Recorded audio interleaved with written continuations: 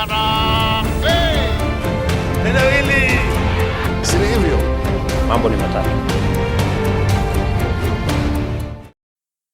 Ladies and gentlemen, good evening and welcome back to our channel once again.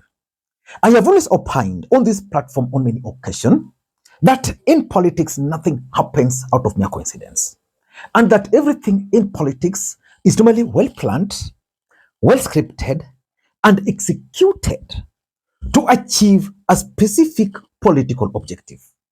Nothing in politics just happens for the sake of it. There is no way IEBC can just come out of nowhere and declare that no phone will be allowed in the polling booth. We all know that we've been going through elections in the Republic of Kenya for many years. And Kenyans have always carried their phones to the polling booth.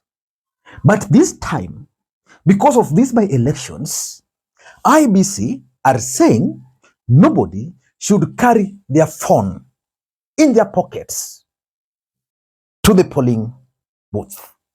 Why are they saying that? Nothing happens out of mere coincidence. According to IEBC, they're saying that they want to safeguard the secrecy of the ballot. And by doing that, they want to prevent voter intimidation. They also want to prevent coercion.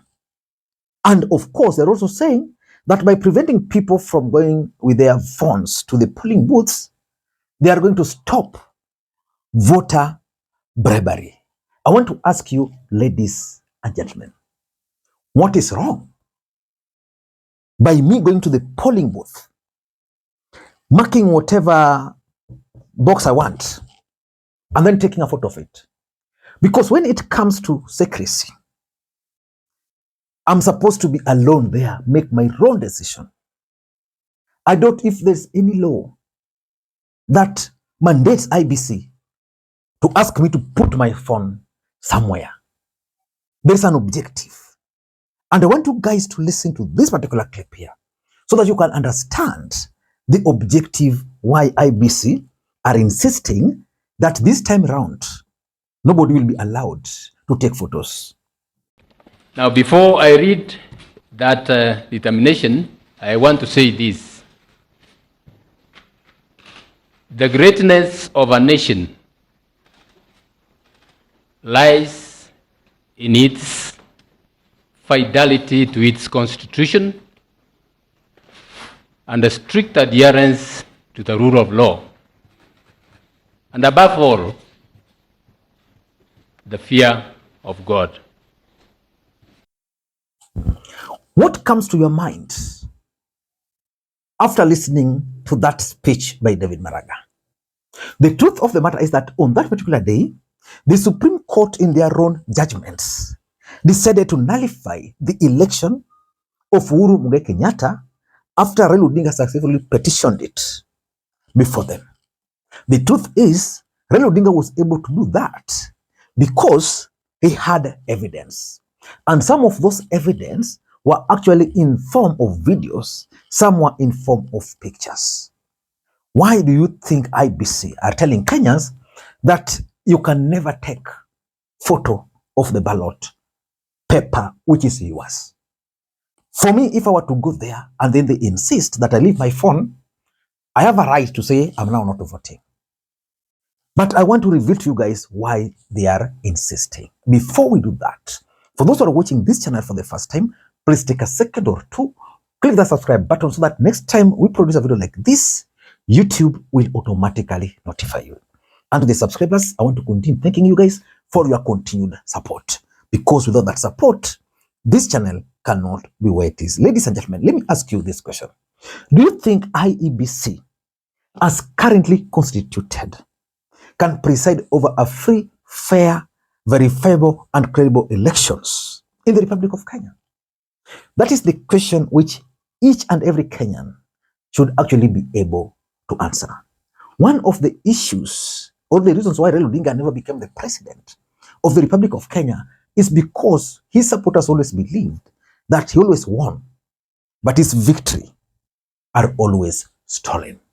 IEBC are saying that in these by-elections, you go to the polling station, unaweka simu yako kando, you vote, you take your phone, you go.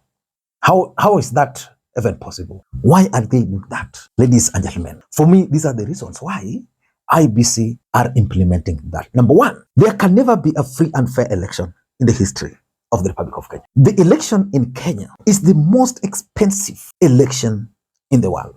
I saw the figures, the budget IEBC released the other day, and I was actually shocked. If you look at the amount of money they allocated for meals on that day alone, you'll be shocked.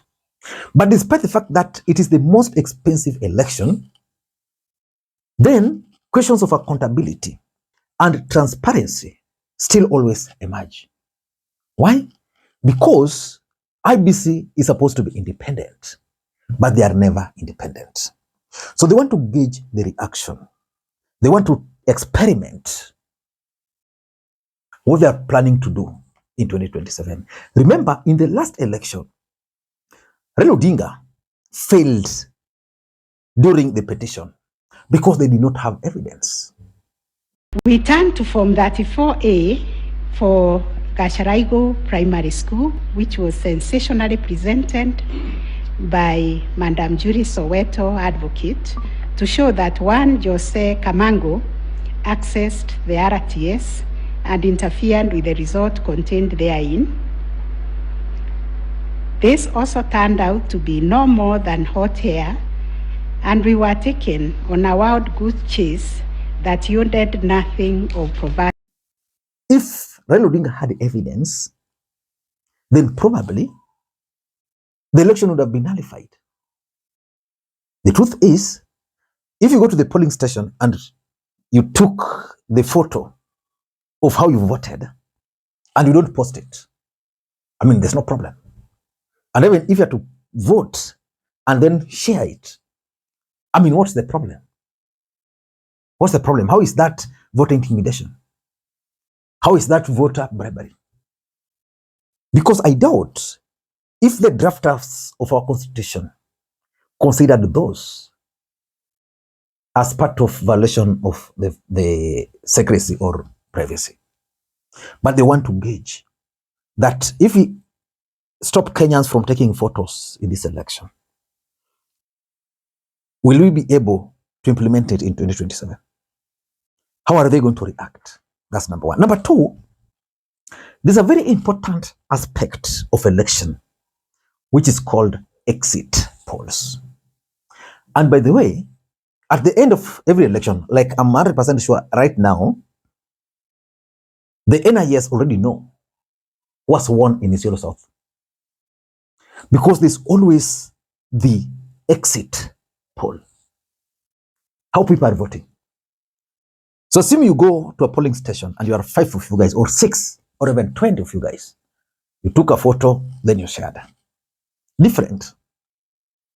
Then the results are announced.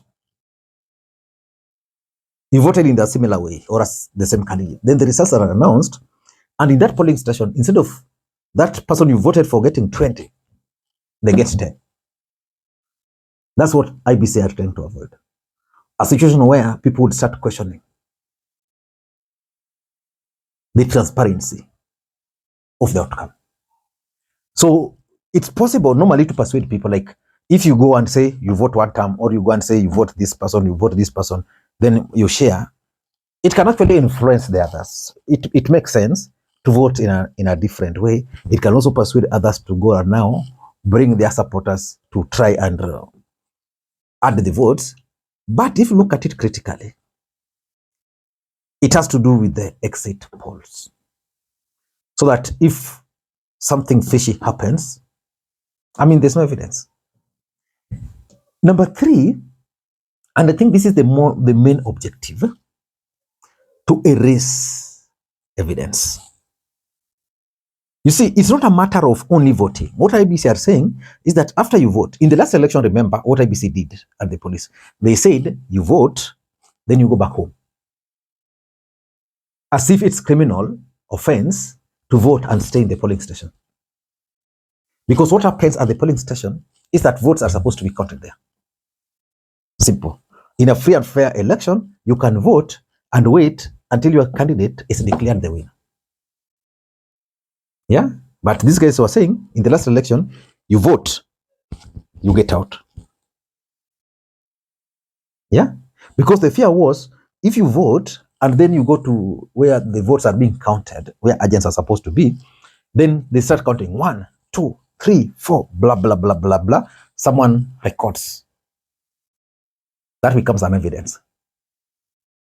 That's exactly what failed Raila last time. IBC actually stopped people from even taking videos of the vote count. That's why I think there was a polling station somewhere where the results were announced. IBC had announced the different figures from the ones which were actually broadcasted live. So they want to erase any element of evidence. Because if you tell people don't take photos of how you vote, now what about the counting? They'll be told, ukishamaliza kupiga kura we enda nyumbani. And number 4, which I think is also very important, is that they want to provoke the young people. You know, young Kenyans are content creators. They want to make a point. You vote for candidate A and you want that candidate to know that indeed you voted for him. Some of them would even find joy in just recording the fact that they're voting. So what's going to happen?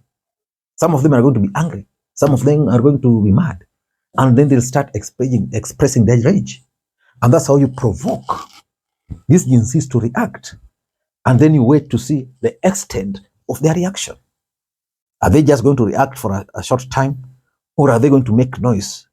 So those are some of the issues. And importantly, according to IBC, they want to use this as a strategy to avert chaos during election. They believe that if, for example, you vote and then you are not allowed to record, then of course even during counting, you can't record. So that even if monkey business happens somewhere, you can't complain because nobody captured it. And for me, that's the most important thing these guys want to do. If you were to ask me, if the opposition is serious about 2027 election, then they must push for electoral reforms. And one of them is, this has to be made very clear in our constitution, that it is illegal to go and capture photo of your own.